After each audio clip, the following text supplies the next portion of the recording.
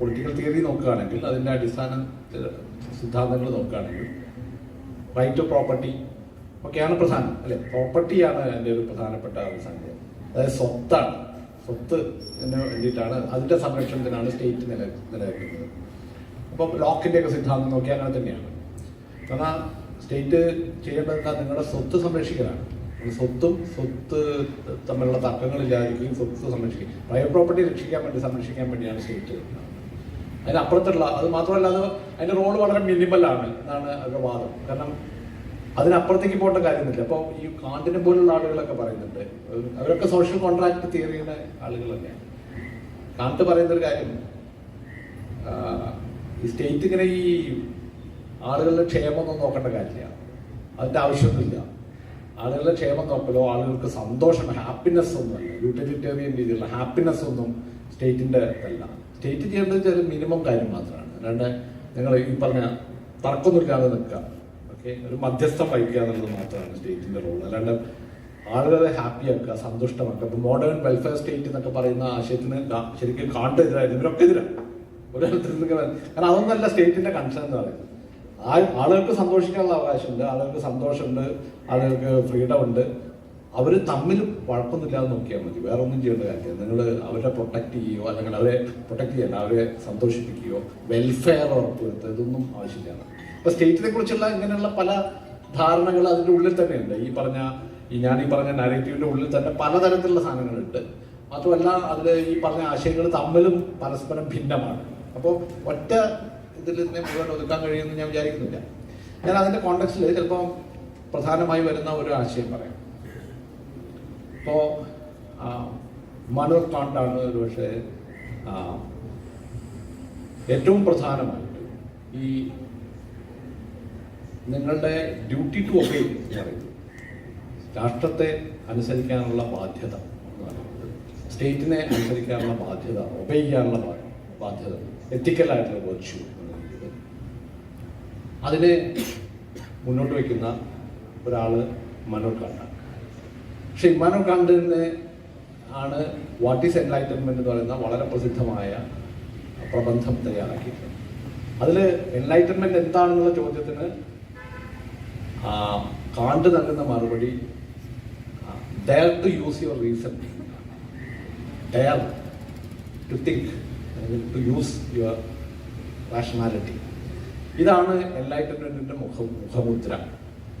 എന്നാൽ പ്രസിദ്ധമായി ഉള്ള കാണ്ടിൻ്റെ എന്ന് പറഞ്ഞാൽ നിങ്ങളുടെ ഇമ്മച്യൂരിറ്റിയിൽ നിന്ന് മനുഷ്യർ പുറത്തു കിടക്കുന്നതിനെയാണ് എൻലൈറ്റൻമെന്റ്.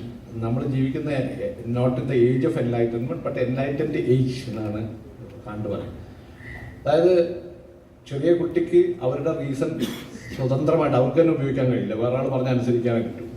നേരെ മറിച്ച് മെച്യൂർഡ് ആവാന്ന് പറയുന്നത്, മെച്യൂർഡ് എന്നുള്ള വാക്കായിരിക്കില്ല ചിലപ്പോൾ നല്ല വാക്ക്. മെച്യൂർഡ് ആയിട്ടുള്ള ഒരാളെ സംബന്ധിച്ചിടത്തോളം അയാളുടെ റീസൺ അയാൾക്ക് തന്നെ ഉപയോഗിക്കാൻ കഴിയും. ഫ്രീ ഓട്ടോണമി എന്നുള്ള വാക്കാണ്, ഓട്ടോണോമിയാണ്. ഇതാണ് എൻലൈറ്റൻമെന്റിന്റെ അടിസ്ഥാനം. അപ്പൊ dare to think, dare to use your reason, power of reasoning, ഇതാണ് എൻലൈറ്റൻമെന്റ് എന്ന് പറഞ്ഞ ഫ്രഞ്ച് റവല്യൂഷന്റെ ആശയങ്ങൾ ഉയർത്തിപ്പിടിച്ച കാണ്ടാണ് പറയുന്നത്. ഡ്യൂട്ടി ടു ഒബേ എന്ന് പറയുന്നത് നിങ്ങൾ കാറ്റഗോറിക്കൽ ആയിട്ടുള്ള ഇമ്പരേറ്റീവ് പോലെ ഒന്നാണ്. അത് യാതൊരു സംശയമില്ല. നിങ്ങൾക്ക് സ്റ്റേറ്റിനെതിരെ കലാപം ചെയ്യാനുള്ള അവകാശമില്ല എന്നാണ്. ഉണ്ടെങ്കിൽ അത് അടിച്ചമർത്തണം എന്നാണ് കാണ്ടിന്റെ വാദം. ഇത് വളരെ വലിയൊരു വൈരുദ്ധ്യമാണ്. ഇതെങ്ങനെയാണ് ഒരു ഈ ഫ്രീ വില്ലിന്റെ ഈ ഒരു വലിയ ചിന്ത, ഫ്രീഡത്തിന്റെ, ഓട്ടോണമിയുടെ ഒരു അഡ്വക്കേറ്റ് ആയിട്ടുള്ള കാണ്ട് എന്തുകൊണ്ടാണ് ഡ്യൂട്ടി ടു ഒബേ എന്ന് പറയുന്നത് അതൊരു എത്തിക്കലായിട്ടുള്ള വെർച്യു ആയിട്ട് കൊണ്ടുവരുന്നത്? വലിയൊരു കോൺട്രഡിക്ഷൻ ആ സിസ്റ്റത്തിനുള്ളിൽ. പക്ഷെ കാണ്ടിനെ സംബന്ധിച്ചുള്ള ഒരു കോൺട്രഡിക്ഷൻ വരില്ല. അതാണ് എൻ്റെ തമാശ. കാണ്ട് പറയുന്നത് വളരെ നാച്ചുറലാണ്, വളരെ നാച്ചുറൽ ആയിട്ടുള്ള കാര്യമാണ്. എന്തുകൊണ്ടാണ് ആ നാച്ചുറൽ ആവുന്നത്? അതാണ് ഞാൻ പറഞ്ഞത്, സോക്രാറ്റിക് ആണ് അതിന്റെ കാരണം എന്ന് പറയുന്നത്. അതിന്റെ കാരണം മുഴുവൻ ആ സോക്രട്ടീസിന്റെ സൂയിസൈഡിലുണ്ടെന്നാണ് ഞാൻ പറയാൻ ശ്രമിക്കുന്നത്. കാരണം നിങ്ങളുടെ ഫ്രീഡം എന്ന് പറഞ്ഞാൽ തന്നെ, ഫ്രീഡം എന്ന് പറയുന്നത്, ഓട്ടോണമി എന്ന് പറയുന്നത് അത് നിങ്ങളുടെ റീസൺ, റാഷണാലിറ്റിയിൽ, അതായത് കാണ്ട് ഉപയോഗിക്കുന്ന ഒരു വാക്ക്, ഞാനത് പറഞ്ഞ ബോറായി പോകും കുറച്ച്. ഈ കാറ്റഗോറിക്കൽ ഇമ്പരേറ്റീവ് എന്ന് പറയുന്ന ആശയമുണ്ട് കാണ്ടിന്റെ. രണ്ട് ഇമ്പരേറ്റീവ് ഉണ്ട്, ഹൈപ്പോത്തറ്റിക്കൽ ഉണ്ട്, കാറ്റഗോറിക്കൽ ഇമ്പരേറ്റീവ് ഉണ്ട്. ഇമ്പരേറ്റീവ് എന്ന് പറഞ്ഞാൽ നമ്മുടെ ഒരു ഉൾവിളി, എന്നെടുക്കുക. സാധാരണ ഇന്നർ വോയിസ് എന്നൊക്കെ വേണമെങ്കിൽ പറയാം. ഇന്നർ വോയിസ്, മനസാക്ഷി നമ്മൾ മലയാളത്തിലൊക്കെ പറയുന്നത്. നിങ്ങളുടെ ഉള്ളിൽ ചില കാര്യങ്ങൾ ചെയ്യാൻ നിങ്ങൾക്ക് ചില പ്രേരണകൾ, ആന്തരികമായ പ്രേരണകൾ ഉണ്ടാവും. ഇതാണ് ഇമ്പരേറ്റീവ്. അപ്പൊ അതിന് ഏത് ഇമ്പരേറ്റീവ് ആണ്? അപ്പൊ ഒരാളെ കൊല്ലാൻ എനിക്ക് ഉള്ളിൽ ആഗ്രഹം ഉണ്ടാവും. അപ്പൊ കൊല്ലാനുള്ള ആഗ്രഹം ഇമ്പരേറ്റീവ് ആണ്. അപ്പൊ ഞാൻ കൊല്ലണം, ഇതാണ് ചോദ്യം. ധാർമ്മിക നൈതികമായ ചോദ്യം. അവിടെ കൊല്ലാൻ പാടുമോ എനിക്ക്? അപ്പൊ കണ്ടു പറയാം. അപ്പൊ നിങ്ങളൊരു കാര്യം ചെയ്യും, ഞാനിത് ലളിതവൽക്കരിക്കുകയാണ്. നിങ്ങളൊരു കാര്യം ചെയ്യുക, നിങ്ങളെ കൊല്ലാനുള്ള ആഗ്രഹം ഉണ്ടല്ലോ, ആ ഇമ്പൾസ് ഉണ്ടല്ലോ, ആ പറഞ്ഞ ഇമ്പരേറ്റീവിനെ നിങ്ങളൊരു ടെസ്റ്റിന് വിധേയമാക്കുക.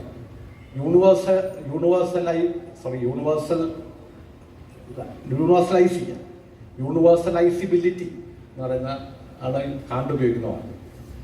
ആ ടെസ്റ്റിന് വിധേയമാക്കി നോക്കുക. അതായത് ഇപ്പൊ ഞാൻ ഒരാളെ കൊല്ലുന്നത് അത് എന്തുകൊണ്ട് ശരിയാവും? ശരിയല്ല. കാരണം ഞാൻ ഒരാളെ കൊല്ലുമ്പോൾ കൊല്ലാനുള്ള എൻ്റെ ഈ ഇമ്പരേറ്റീവ് മറ്റൊരാൾക്ക് ഞാൻ അനുവദിച്ചു കൊടുക്കണം. അപ്പോഴാണ് അത് യൂണിവേഴ്സലൈസിബിൾ ആവും. എല്ലാവർക്കും ആ റൈറ്റ് ഉണ്ടെന്ന് നിങ്ങൾ അംഗീകരിച്ചാൽ നിങ്ങൾ കൊന്നു. പക്ഷെ എല്ലാവർക്കും കൊല്ലാനുള്ള റൈറ്റ് ഉണ്ട് എന്ന് അംഗീകരിച്ചു കഴിഞ്ഞാൽ പിന്നെ എനിക്ക് ജീവിക്കാൻ പറ്റില്ല. കാരണം ആളെന്നെ കൊല്ലും. അപ്പൊ നിങ്ങൾ യൂണിവേഴ്സലൈസ് ചെയ്യുമ്പോൾ അത് കോൺട്രഡിക്ടറി ആയി മാറും. നേരെ മറിച്ച് കൊല്ലരുത് എന്നുള്ളത് യൂണിവേഴ്സലൈസ് ചെയ്യാൻ പറ്റും. കാരണം ഞാനും കൊല്ലാതിരിക്കാം, അയാളും കൊല്ലാതിരിക്കാം, എനിക്കും അയാൾക്കും ഒരുമിച്ച് ജീവിക്കാം കൊല്ലാതെ. അപ്പൊ അത് യൂണിവേഴ്സലൈസിബിൾ ആയിട്ടുള്ള ഇമ്പരേറ്റീവ് ആണ്. ദൗ ഷാൽ നോട്ട് കിൽ എന്നുള്ളത്, കൊല്ലരുത് എന്നുള്ള ബിബ്ലിക്കൽ ഒക്കെ അത് യൂണിവേഴ്സലൈസിബിൾ ആയിട്ടുള്ള ഒരു ഇമ്പരേറ്റീവ് ആണ്. ഇതാണ് കാറ്റഗോറിക്കൽ ഇമ്പരേറ്റീവ് എന്ന് കണ്ടുപിടിക്കുന്നത്.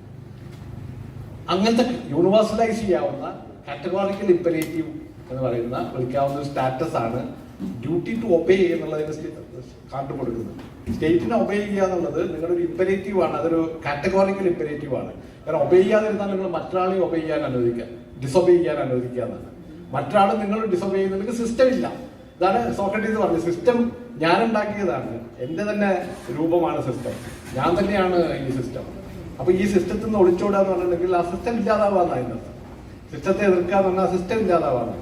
അതുകൊണ്ട് ഡ്യൂട്ടി ടു ഒബേ എന്ന് പറയുന്നത് ഓട്ടോണമിയുടെ ഭാഗമാണെന്നാണ് കണ്ടുവരുന്നത്. നിങ്ങളുടെ ഓട്ടോണമിയുടെ സെൽഫ് റൂളിന്റെ ഭാഗമാണ് ഡ്യൂട്ടി ടു ഒബേ എന്ന് പറയുന്നത്. ഒരു കോൺട്രഡിക്ഷനും ഇല്ല എന്നാണ് ഞാൻ ഇതൊക്കെ കൂടിയാണ്, ഇതൊക്കെ അടങ്ങിയതായിരിക്കും ഒരു പക്ഷേ അതിൻ്റെ ഉള്ളിലുള്ള കോൺട്രഡിക്ഷൻസ് ഒക്കെ ഉണ്ട്. അതും കൂടി ഉൾപ്പെടെ ആണ് അതിനെ കാണേണ്ടത് എന്ന് തോന്നുന്നു. രണ്ടാമത് പറഞ്ഞാൽ വിട്ടുപോയി. അവിടെ പറഞ്ഞാൽ ഗാന്ധി, ഞാനത് അതിന് റെസ്പോണ്ട് ചെയ്യുന്നില്ല. ഗാന്ധിയുടെ ഞാൻ നേരത്തെ പറഞ്ഞ പോലെ തന്നെ ഗാന്ധിയുടെ ജീവിതത്തിൽ ഉടനീളം ഞാൻ പറയാം, ഞാനൊരു പേപ്പർ എഴുതിയിട്ടുണ്ടായി. ഗാന്ധി വിഷാദ യോഗം എന്നാണ് ആ പേപ്പറിന്റെ മലയാളം ടൈറ്റില്. ഈ അർജുന വിഷാദ യോഗം പോലെ ഗാന്ധിയുടെ ഓരോ ഇത് മാത്രമല്ല, ഈ പിന്നെ നേരത്തെ സൂചിപ്പിച്ചത് മാത്രമല്ല, ഗാന്ധി ഗോവധത്തെ കുറിച്ചുള്ളതാണെങ്കിലും എല്ലാ കാര്യങ്ങളിലും ഗാന്ധി എടുത്ത നിലപാടിന് മുഴുവൻ, ഗാന്ധിയുടെ ഈ പരീക്ഷണങ്ങൾ മുഴുവൻ, സത്യാന്വേഷണ പരീക്ഷണങ്ങൾ മുഴുവൻ ഈ ധാർമ്മികമായ നേരത്തെ പറഞ്ഞ ഈ പ്രതിസന്ധി, ഈ ഒരു ക്രൈസിസ്, ഈ ഒരു ഡിലമ അതിൽ മുഴുവൻ കാണാൻ പറ്റും. എല്ലാത്തിലും കാണാൻ പറ്റും. അത് മാത്രമല്ല നയം അത് കൂടിയതാണ് ഗാന്ധി. ഞാൻ ഗാന്ധി ഒരിക്കലും ഒരു ഒരു വളരെ എന്താ പറയാ ഉൾപ്പൊരുത്തമുള്ള ഒരു ആശയം മുന്നോട്ട് വെച്ചൊരു ചിന്തകനായിട്ടേ കാണുന്നു. ഒരു വ്യക്തി എന്നുള്ള എനിക്ക് മാത്രമേ കാണുന്നുള്ളൂ. പക്ഷെ അതിലുള്ള ഈ സ്റ്റേറ്റിനെതിരായിട്ടുള്ള ഈ ഒരു ചിന്തയുടെ ഡിസൊബീഡിയൻസിന്റെ ഒരു യുക്തി അത് എന്താണെന്നുള്ളത് പറയാൻ ശ്രമിച്ചു എന്ന് മാത്രമേ.